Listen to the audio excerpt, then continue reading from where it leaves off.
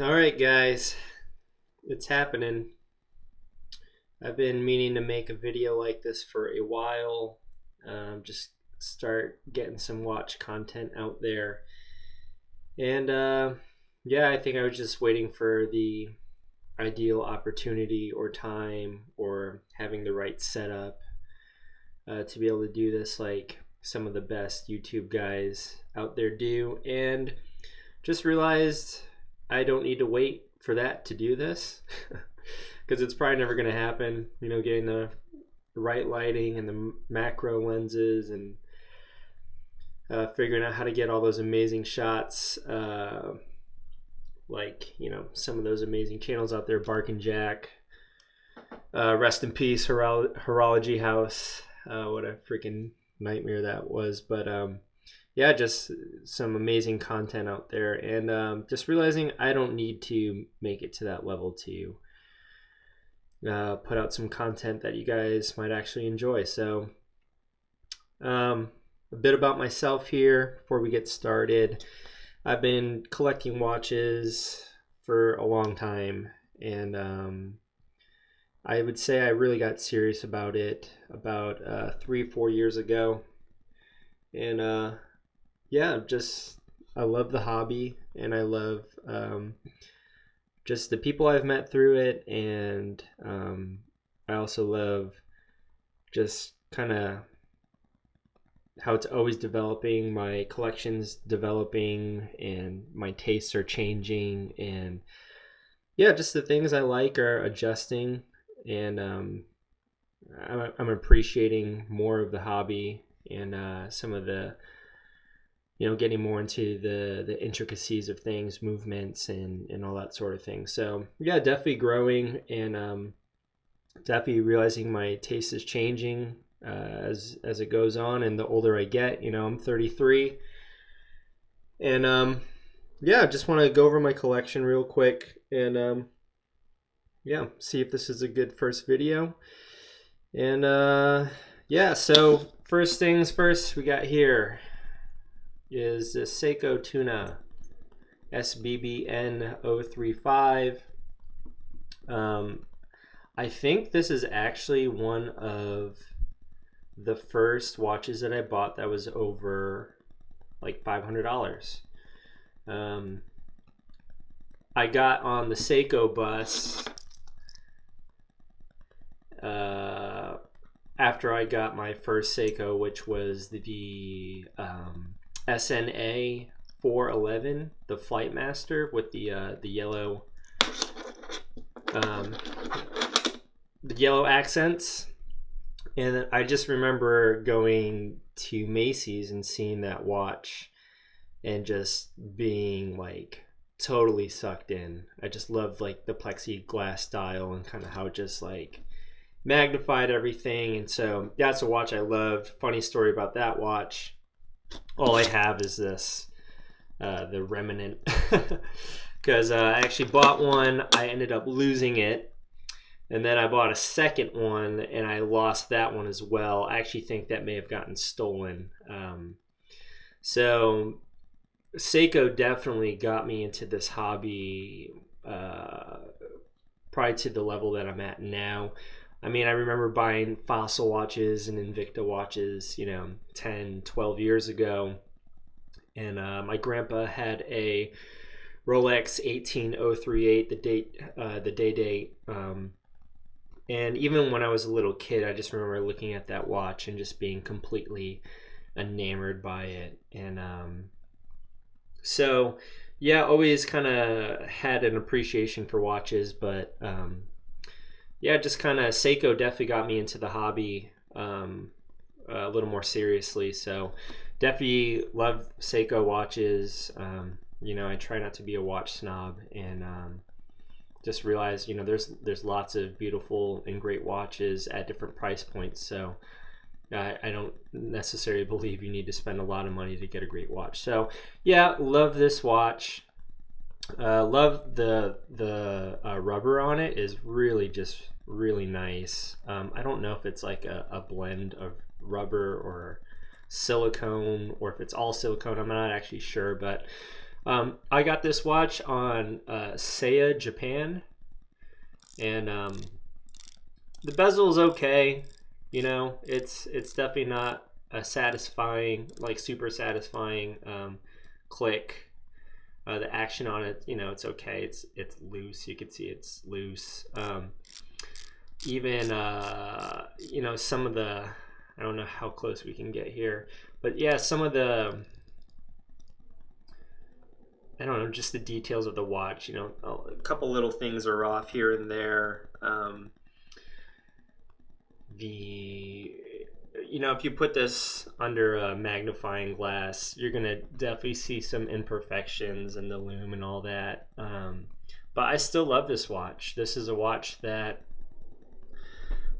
it's actually been in my collection the longest, and I've thought about selling it. I thought about getting rid of it, but I have so many good memories with this watch, honestly. Just great vacations, going on a few great vacations. One of them was a trip that I took to the Florida Keys, and I wore this watch pretty much the whole time, and that was one of the best vacations I've ever been on, and I just think about this watch all the time. This watch has been on my honeymoon to Cancun. So yeah, there's a lot of nostalgia here already, and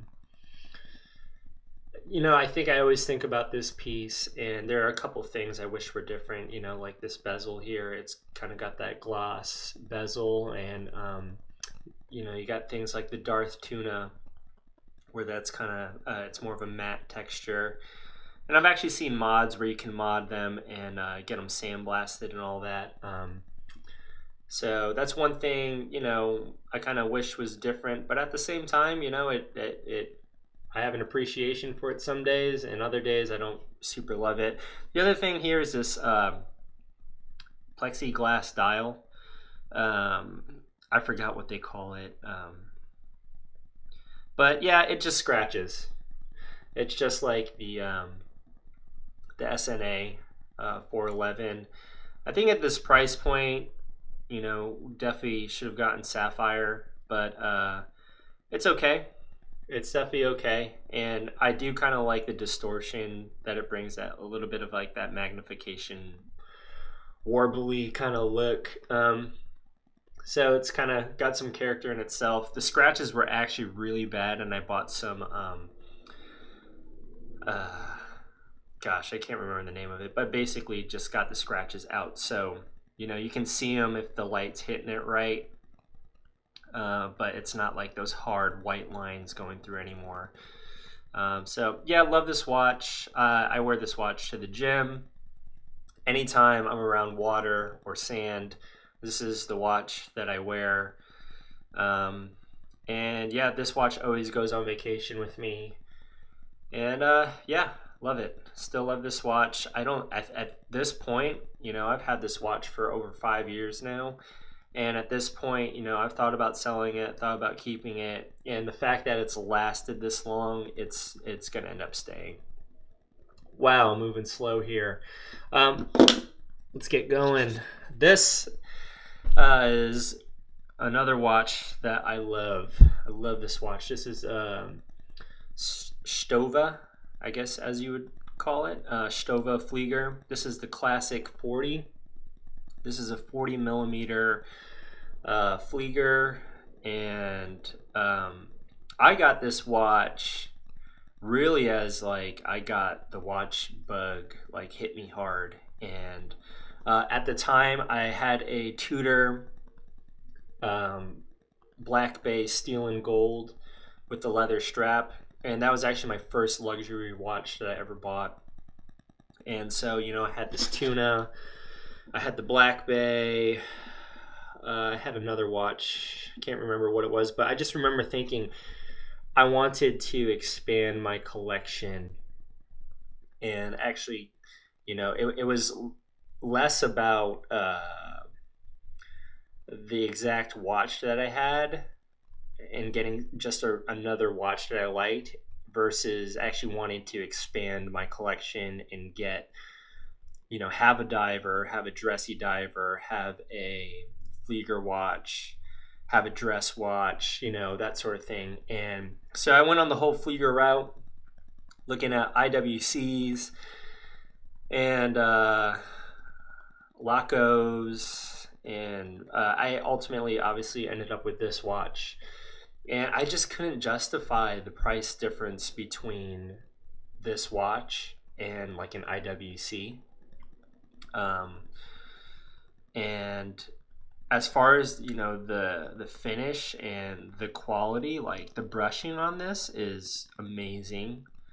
I actually got, it's gonna be hard to see, but I got the movement in the back, the upgraded ETA. Yeah, gonna be hard to see there, but yeah, the upgraded finish. And I just love like the clean dial on this watch. I like that the bezel is really small. It's super legible. And honestly, this watch is a strap monster. I have it on this NATO that I love. But I mean, even the original strap that it came with is great. It's got the rivets in the leather bracelet. And I've had this on rubber, you know, I've had this on different color NATOs, and it looks amazing. And 40 millimeters, I should probably say that I have a tiny wrist. I'm about 5'11", 160 pounds, and I have like a 6 1/3 inch wrist. So I have a really small wrist. And this is about I think the biggest that I can go, where it doesn't look oversized, and I actually think it's perfect. I know some of you guys will probably think that having such a small wrist at a 40, I shouldn't be going 40, but I tend to believe that it's not just about like the size of your wrist, but more so like the proportions of your entire body. We can get so caught up at looking at like that shot and that angle alone, right? But one thing I've noticed is that when you're taking wrist shots that are that close, the proportions are all off. I feel like the photos actually don't represent kind of like what the watch looks like on you as a whole. And one thing I suggest doing, and one thing I've been doing, is just looking at it, trying the watch on and looking at it in the mirror and seeing what it looks like with the rest of your body. So I think like the size of your forearm and the size of kind of like your upper arm, like your bicep and tricep, and kind of, you know, the width of your shoulders, I think all that stuff makes a difference on whether you can pull a watch off or not as far as size wise goes. So 40 is like perfect for me. You know, if I were to just strap it on my wrist and then kind of look at it from that angle, you would think, oh yeah, it's pushing it. But when I just back up and I look at this thing in a mirror, in proportion to the rest of my body, it looks perfect, honestly. And so, yeah, I love this watch. Love the manual wind. Really crispy, nice action here. Super legible. Love the blued hands. For a Flieger, this is amazing, and this looks great with, I have a couple different jackets that I like to wear this with, and it looks amazing. This watch, not much to say here. I got this watch this last Christmas.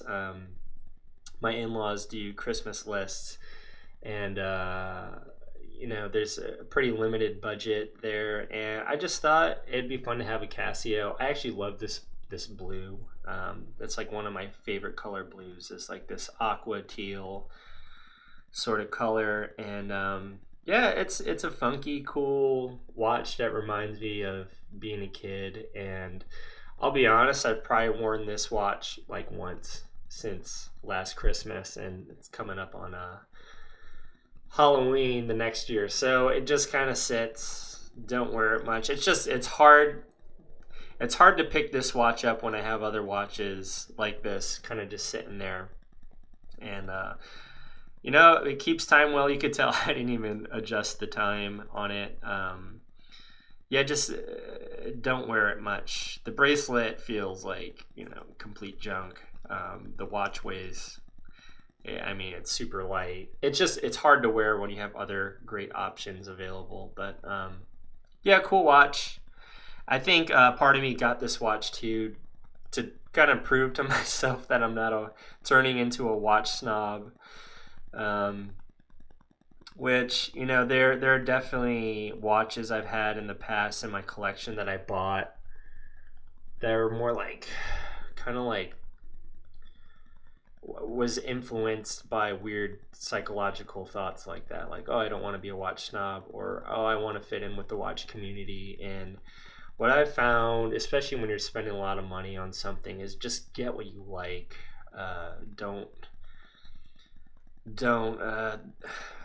worry about the biases of the watch community when you're buying something. And if you think something's too big or too small or whatever, it's like you got to just get what you like.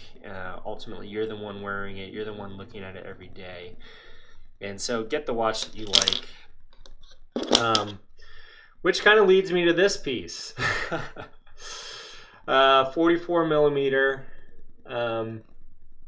Cool watch, man. I remember it was right around the time I got the Black Bay, the Tudor Black Bay Steel and Gold,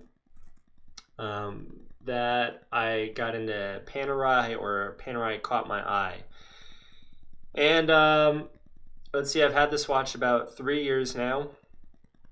I still wear it. It's funny because out of everything you're seeing here, it's definitely the most expensive, and somehow this watch has turned into my beater. This is the watch along with the Seiko that I'll wear to the gym. It gets banged up. It's got a cool movement. But I bought the second hand. I switched out the strap. That's another thing. Horse straps, man. God, I don't know if I can spend. I'm sure it's a better quality than this. I spent I think $35 on this strap, and I bought it on Pantime or Panatime. And it's not bad. It's definitely not the quality of the Seiko. It's floppy. I feel like it would actually stretch out over here. You can actually kind of see, just kind of, yeah, something going on over here. But I like this watch some days, and other days I don't want to wear it. It might be the size of it. It might just be it's just a big watch, and it's kind of clunky, and it kind of, I don't know. I think you either love them or you hate them, and I think I kind of feel the pendulum swing on this piece. Is one day I really like it, and the next day I'm like, meh, why did I spend that much money? That being said, I bought it secondhand. I got it on Chrono 24. It's around $3,200, and so I got a really good deal on it. It's the Pam 111. But yeah, I've had this about 2 years. Holds good time, but love-hate relationship. Actually, I've thought about selling this. Obviously, if you couldn't tell, I've thought about selling this watch many times, and probably just due to the size is the main thing. And my wife actually, when I wear this watch, it's kind of like I'll just ask her. I throw it out there of hey, do you think this watch looks too big, or do you think it's too big on me? And all the time she's just like, no, it looks great. And it's not like, oh yeah, it's a little big. She's like, no, it looks awesome. You can definitely pull it off, and it doesn't look too big. And it's kind of one of those things again. If I put this on my wrist, I do that real quick. Yeah, this is gonna look ginormous from this angle. But once again, I may even take a picture in the mirror to kind of show the proportions of everything. But yeah, that looks huge.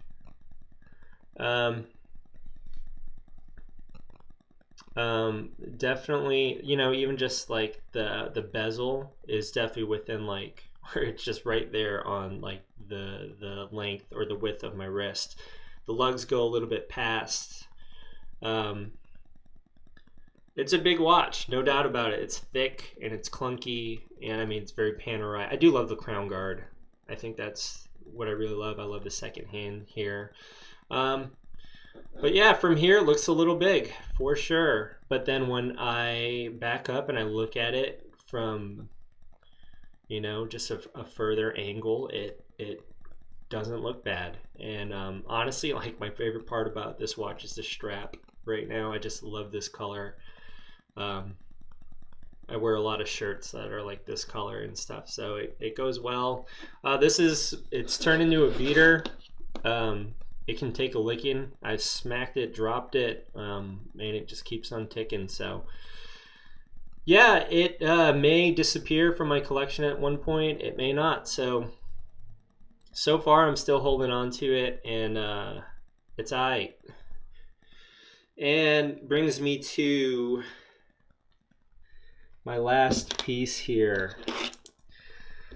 Oh God, I love this watch.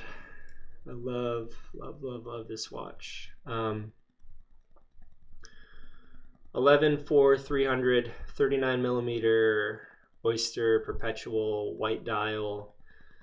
Some of you guys probably know what this is. Just got discontinued, which you know, sent the price of this watch skyrocketing. I bought this off of the Rolex forums from a Patreon, or I don't really know what you call them, but one of the guys who runs the forums was selling it. I've had this watch for about 8 months. Paid $52.50 for this watch, included insured shipping.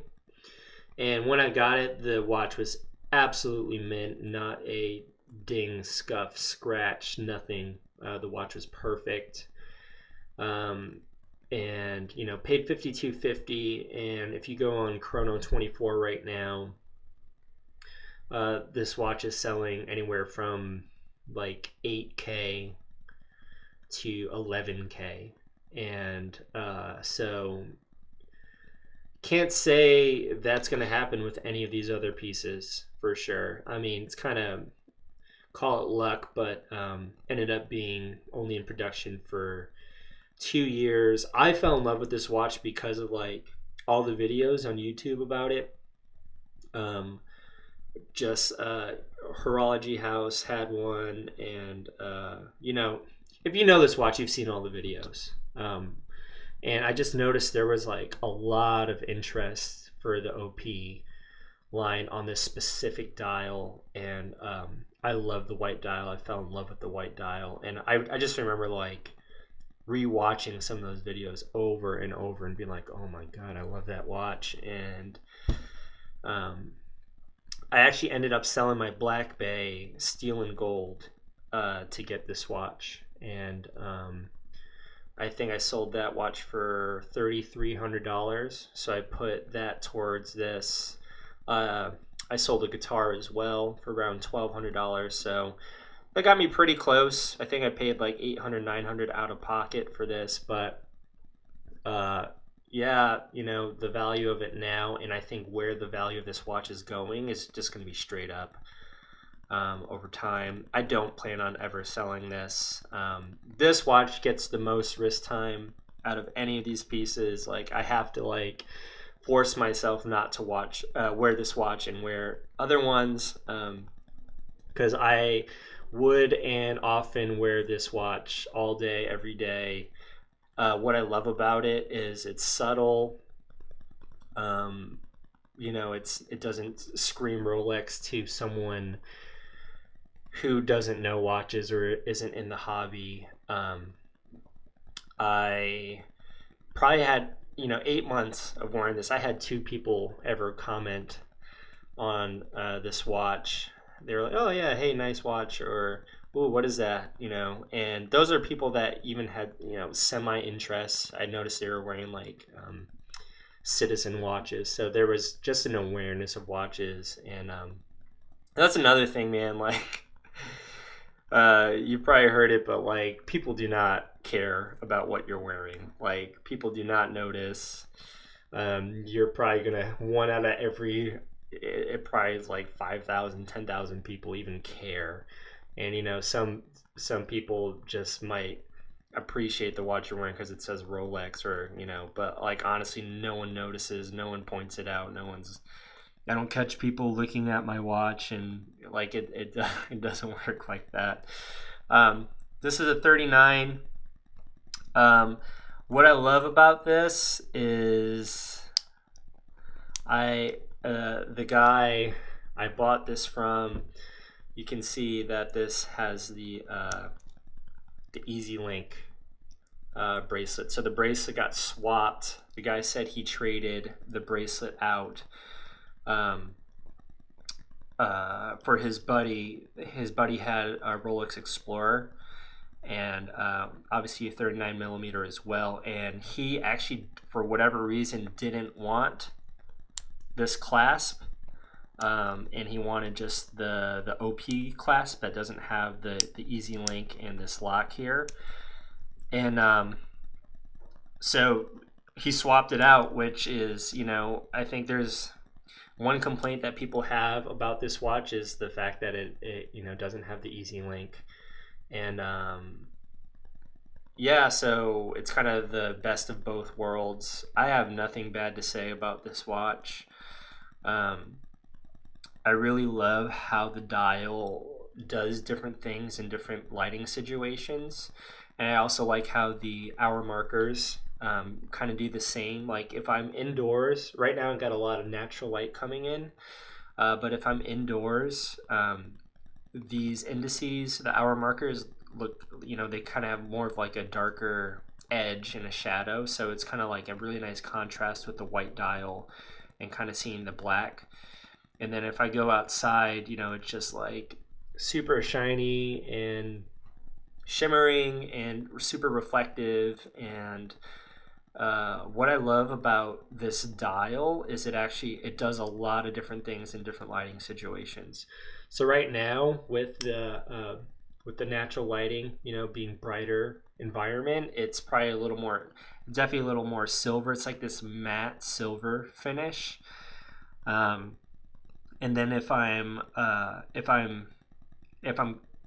just different lightings will look like this cream color, almost like it kind of looks like it has this patina on it, which is probably one of my favorite lighting situations. Other times it looks like stark white, like it's a matte white. I would say for the most part it's not white.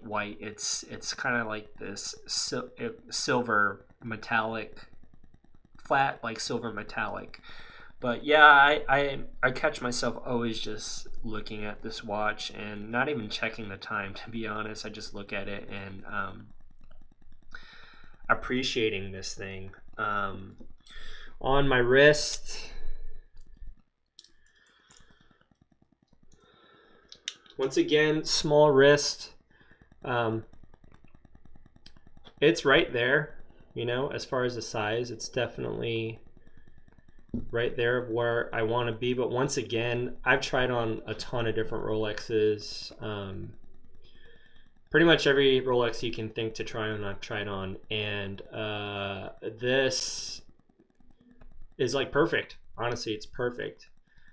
One thing I will say, the end links they definitely protrude past the ends of the lugs, and they do wrap around nicely, you know, so it follows the contour of your wrist, but they pop out a little further than I think I would have liked. And I've actually thought about switching out to a Jubilee bracelet because it kind of sits a little more flat and it doesn't have, it just drops off a little bit sooner. That's probably my only complaint here. And honestly, if my wrist was even a 1/4 inch bigger, I wouldn't even have an issue with that.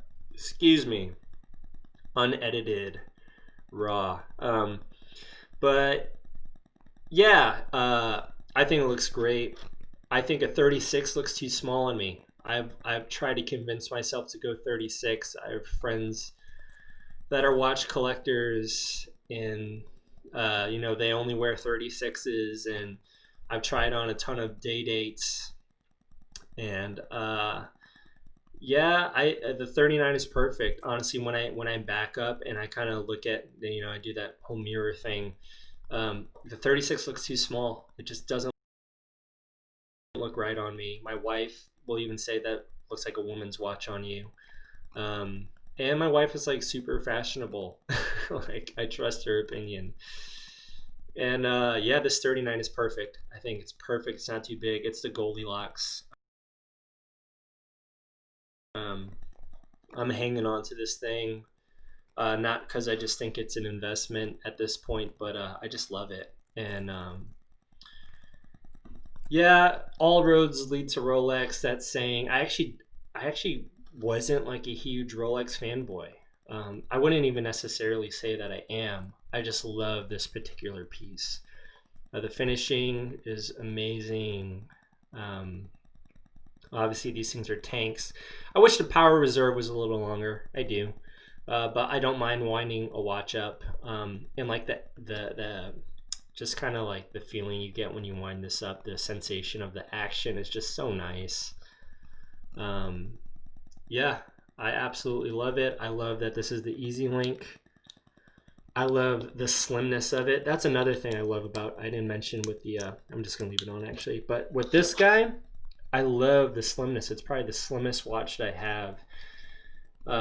And I think it's a pretty versatile watch. But yeah, what I have next on my radar, I would say the one watch that's definitely caught my attention and caught my eye and has been in the back of my brain for a long time has been the Cartier Tank Solo. Yeah, I love the shape of the case. It looks really good on my wrist. And yeah, I've definitely grown an appreciation for Cartier, and I've noticed like the resale value. It's probably because it's like a unisex watch, but the resale value is really high on it. Yeah, I just love how it looks. Love the proportions. Love the dial. I actually tried on the large and the XL, and I have a little bit of a dilemma. Is that I like the dial a little bit more on the large because it doesn't have the date window. But I do like the size more of the XL. And once again, it's one of those things. If from close up, it's like right there, you know, as far as like width, it's like right on the cusp. But backing up and, you know, just a couple feet and taking a look at it from a different angle, it definitely looks better on me than the large. My wife agrees. So that will probably be the next watch. I'm trying to practice self-control here and not just buy every watch that I want to buy, and actually, you know, make longer term decisions as far as, you know, not being impulsive and not just buying something for retail therapy or whatever. But yeah, the fact that that watch has grabbed my attention for so many years, and it's still kind of the watch I'll gravitate to. I find myself on Watch Recon, you know, just looking up Tank Solos. So yeah, that will probably be the next piece, and I think that's, you know, will be my official dress watch. But even like I wear that stuff with, you know, jeans or a jean jacket. I definitely don't follow like the traditional rules, and I definitely think rules are meant to be broken. You know, that's kind of my mindset. So yeah, I'll probably post a few pictures of like these watches with different outfits and kind of, you know, why I think something can be a little more versatile than your average person would suggest. So yeah, guys, that is my collection. I have a couple other, you know, just really old watches, like I said, that Fossil and Invicta, and I actually haven't gotten rid of them just because it just reminds me of, like, you know, these are the watches that actually got me into the hobby. So yeah, I have an appreciation for all watches and try to stay well-rounded. And but yeah, the Rolex is definitely dominating the collection. And guys, if you like the video, subscribe. Let me know what you think. I'd love to hear your comments if you agree or disagree with me, if you liked the video, if you hated it, whatever. Just any interaction with the page would be great. Any feedback here. This is my first video. Like I said, I know it's not high super quality like all the other videos, but I just want to get something out there and interact with you guys in the watch community. Maybe make some friends, and yeah, let me know what you thought. Let me know which watch was your favorite, and we'll take it from there. Have a great day.